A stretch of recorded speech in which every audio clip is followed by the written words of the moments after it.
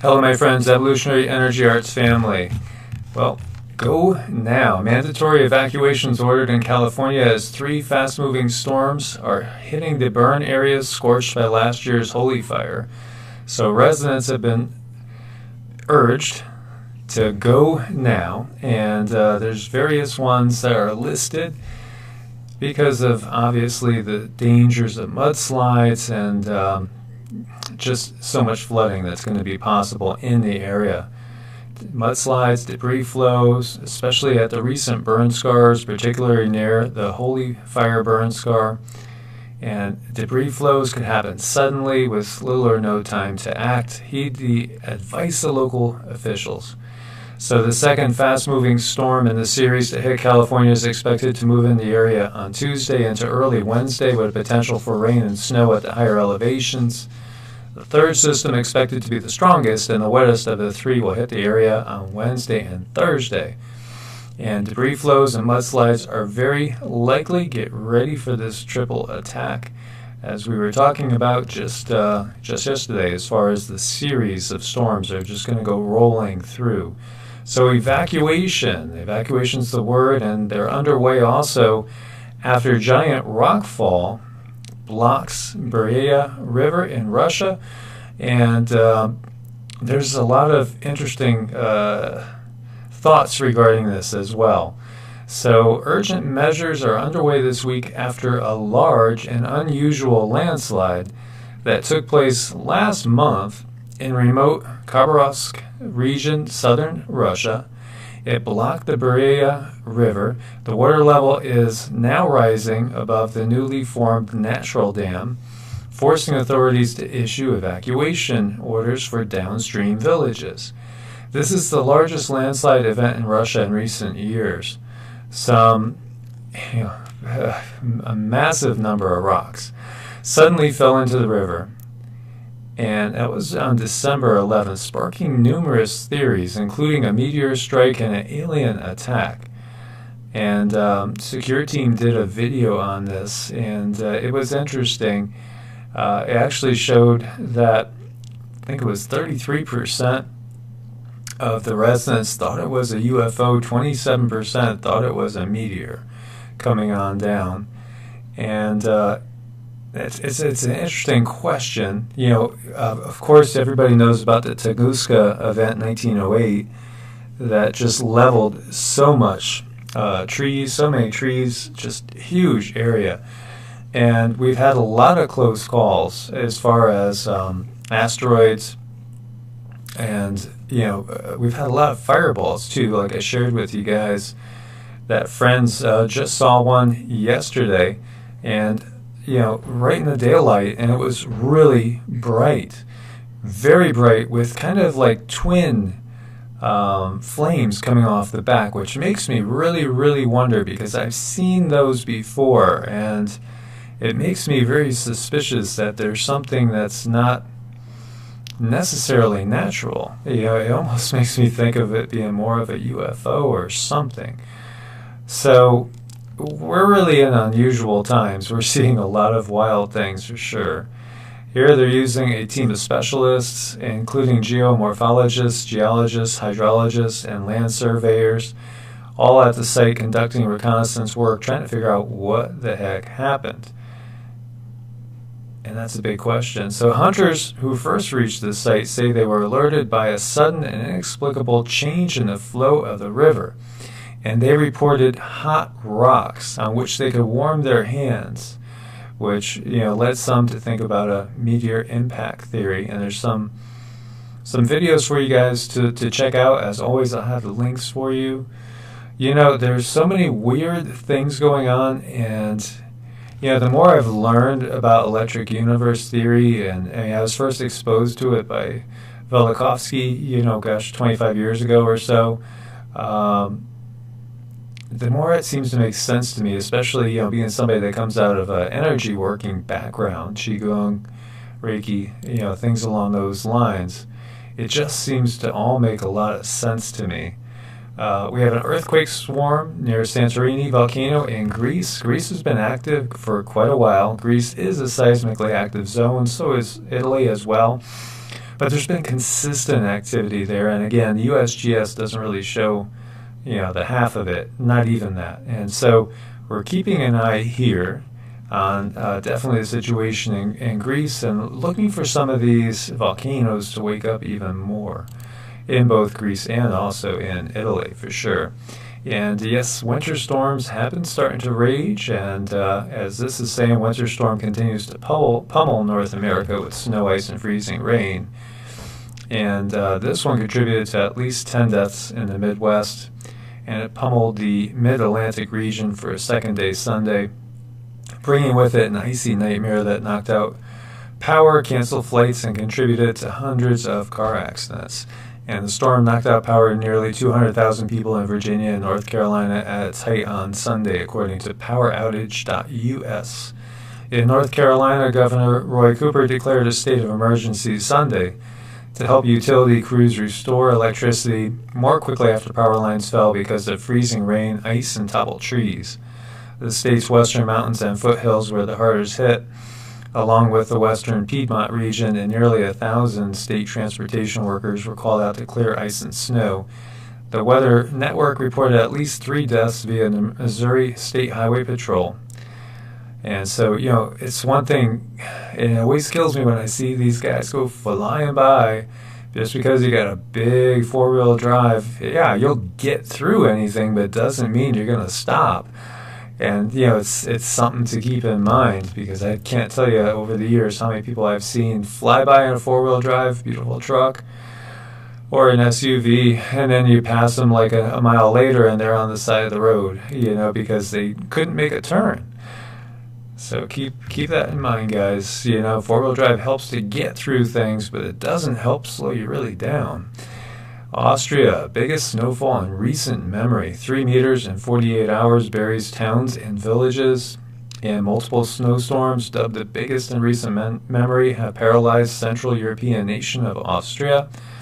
Up to 3 meters of snow has been recorded in just 48 hours, killing at least 7. That's a pretty impressive amount we have going there. And we have more mystery booms, and this is down in South Carolina. And the curious part with this is this strange cloud that appeared. And this is off of Secure Team, and this is out of the Daily Star. And you can see this cloud formation. And today, after doing a video this morning, was feeling a little bit stir crazy, and while it was only between 35 and 40, still felt like just getting out there and getting in the woods. So we headed out and got a little fresh air. And while I was driving, I saw a cloud that looked just like this up here in North Carolina. And at that time, we weren't too far away from the Devil's Courthouse area, down by Lake Logan. And that area is a very interesting area, to say the least. There are so many legends here, and I just keep running into more and more people that have had direct experience. I mean, big direct paranormal experiences with all sorts of different things here. And as I was telling you guys before about the Cherokee legends, it's fascinating, and I cannot wait to get out there and to spend some nights out there in the woods. And I'm going to make some videos, and who knows, hopefully we'll have something unusual happen while out there camping in the woods. And some of these areas that have a lot of unusual activity going on, anything from the possibility of underground military bases, UFOs, also a lot of Bigfoot, Sasquatch activity, as well as activity from, what they would call in Ireland the little people, fairies, nature spirits, things along those lines. And there's legends also about even people, human-like beings that aren't exactly human, but that live in the earth here, in the mountains, but in the earth. They're inner earth dwellers. So I can't wait to actually have the weather be warm enough so we could get out there, start doing some camping, some hiking, and tracking down some of these mysteries as well. And so more booms going on. And this is interesting. You know, we were talking about Ohio, we were talking about Indiana, we were talking about Illinois with mystery booms. There were some out there in Utah and out there in Arizona recently as well. And this is South Carolina as well. And there's just been one after another, all over Pennsylvania, you name it. And they're ongoing. And you have to wonder, I think that there's different things going on, and I wonder if some of it has to do with expanding Earth, because we've seen so many, well, sinkholes, and we've seen so many just gigantic cracks and crevices that have developed all around the globe. You name it, it's been there. And also perhaps having to do with plasma and plasma discharges and the magnetism that's going on, because we're going through at least a pole excursion. You know, we are in a pole shift. It's in process right now. Magnetic pole shift is ongoing. And there's changes going on geomagnetically in the inside of the Earth, in the interior of the Earth. And again, you know, it's being reflected perhaps with what's happening in the atmosphere. It's so cold in Turkey that animals are freezing dead in their tracks. Cold weather and heavy snowfalls engulfed northwest Turkey last week, killing more than 10 people in weather-related accidents, and it was so cold that animals literally started freezing dead. And, you know, if you guys watch that movie, Day After Tomorrow, with basically, you know, these kind of like polar vortexes that would just cause these zones in the atmosphere where the upper level winds would just come straight down to the ground and freeze things like instantaneously. When you see a fox just kind of stuck in its tracks, standing there, frozen, or in a case of some other, like kitties, and we've seen a rabbit like that. If I've seen a bunch of them, that's that reminds me too of the woolly mammoths. You know, so exactly what's going on? You know, there's huge changes. So according to first reports, the fox died frozen while searching for food. Definitely sad. And here's a little kitty that just kind of froze to death out there, being exposed to the elements. So the sun motion is parallel to the horizon level at the poles. So that would have to be such a weird thing to see, you know, like basically the sun not setting, just hanging down low, rising up a little bit, hanging down low, and then vice versa when you go long periods of time, and it's just pure darkness. So this is a time lapse, and again, I'll let you guys play it. It shows the sun circling around the horizon in 24 hours during nearly 5 days from March 8th to 13th in Antarctica. Pretty cool stuff. And here are some quote-unquote bloody lenticular clouds over Catalonia, Spain, that makes the sunset even more epic. And yeah, that's not photoshopped. It's hard to believe it's not photoshopped. Look at that. Talk about kind of creepy, eerie. But we have seen some spectacular sunsets and some eerie phenomenon, to say the least. Very strange formations all around the globe. And as I tell you guys, I always see faces and stuff. I see like an eye right here, lips right there, kind of like a nose, kind of like a distorted face, and like you're in a fun house.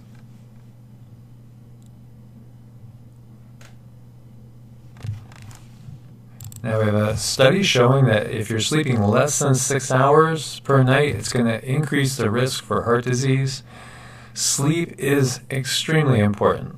Extremely important, and too many of us don't get enough. Too many of us will, burn the candle at both ends, and I myself am guilty of many nights staying up to 2 a.m. because I just get researching stuff and just kind of get off on a tangent. Before I know it, it's like 2 or 2:30 a.m. and it's like, oh God, I gotta get to sleep. But I just gotta check out this one more thing. And I think we're all guilty of that at some times. But one of the worst things to do is to end up relying on pharmaceuticals to get to sleep, and then relying on other things to get you awake in the morning. So chronic lack of sleep and poor sleep quality raises the odds of fatty plaque accumulation in the arteries, a condition known as atherosclerosis, which increases the odds of heart attack and stroke. And so there are many ways to fight heart disease, including pharmaceuticals. Well, I would put that as a last resort. Me personally, I'm not a doctor, but just telling you that. Physical activity and diet, there you go. Because that can change things so quickly. So quickly, it's amazing what we could do with a little exercise and eating properly. And talking about that, less sitting, more moving, tied to living longer.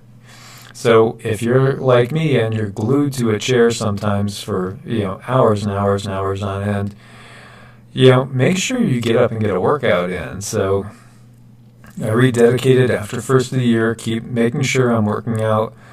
At least get in 40 minutes to an hour workout pretty much 6 days a week, because you're no good to anyone if you're not taking care of yourself, and you're going to allow yourself to get sick. So replacing 30 minutes per day of sedentary time with 30 minutes of physical activity, even at light intensity, is associated with a 17% lower risk of early death in a study published by the American Journal of Epidemiology on Monday. And so the study found that just 30 minutes, just switch 30 minutes of sedentary time with 30 minutes of moderate to vigorous exercise, and there you go, 35% lower risk of early death. So it's an obvious thing. We got to get up and move, because for one, your lymphatic system it can only operate if you're moving, and that's your septic system in the body. So movement is what gets it to move. And so, we need movement. We need to draw in some oxygen to oxidate your tissues and help clear out all the toxins. It's just so important, especially in our culture now where most of us don't. And so made a new friend on Sunday, and he's pretty cool guy, and I admire how much he's done hiking wise. And so he's hiked everywhere and actually lived months just basically living off the land, hiking, foraging, and it's a pretty cool lifestyle. And for some people, I know a lot of people wouldn't be able to do it, or wouldn't even want to do it. But when you're that connected to nature, and I have another friend out there, I haven't heard from him in a while, so if you're out there, Eric, give a call, make sure you're okay. He's out there, he's been living off the land since early March. Early March, he basically bugged out, and he's been living in the woods here, up towards the Tennessee border. And just for the most part, he'll get some supplies here and there as he makes his way up through the Blue Ridge, and just basically, living out of a tent. And has had some close encounters with bears and other things as well. But when you think about it, think about how we used to be when we were hunting and foraging.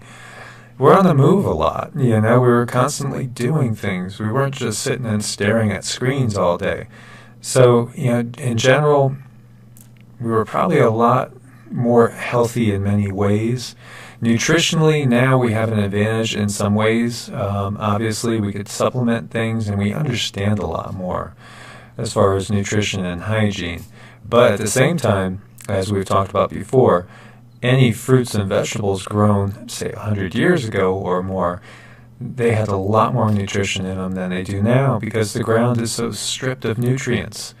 And so we have to keep that in mind too. And I've talked to you guys before about trace elements and trace minerals. Trace minerals are very important, and it's simply because of the fact that there's so little of it left in our food nowadays, especially if you're eating GMO food, which it was brought up about Whole Foods. Whole Foods had promised to list everything that had GMOs in it. Now they're reneging on that. Is that because Bezos and Amazon bought them out? Perhaps. As we know, you have to look out for your own health, because we definitely can't rely on, honestly, we can't rely on the FDA at all, or we can't rely on really any of the big corporations, because they're always all about profits. And we see with the FDA, so often the people that are running it are tied to big corporations. And so, it's interesting how there's conflict of interest that gets allowed in some areas and not in others. So, my friends, take care of yourself. Get out there, exercise, get some fresh air, move around. And I understand there's chemtrails in the fresh air. That's another thing we're combating here. It is what it is, but still, exercise is good. And also eat healthy foods as much as possible. As always, my friends, please do like, share, subscribe. God bless, my friends. Stay safe. Namaste.